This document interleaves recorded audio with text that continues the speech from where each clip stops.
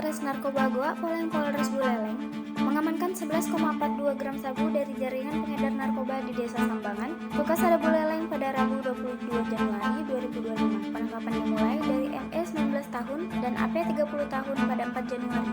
Dari pengembangan, polisi menangkap PA 35 tahun di lokasi yang sama. Barang bukti yang disita meliputi 6 paket sabu dari ME dan AP seberat 1,06 gram bruto, serta 2 paket sabu dari PA seberat 10,36 gram bruto, bersama alat hisap, uang tunai, handphone, dan dokumen lainnya.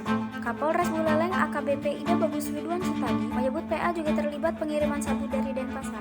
Ketiganya dijerat dengan pasal 112, 114, dan 132 UU Nomor 35 Tahun 2009 tentang narkotika.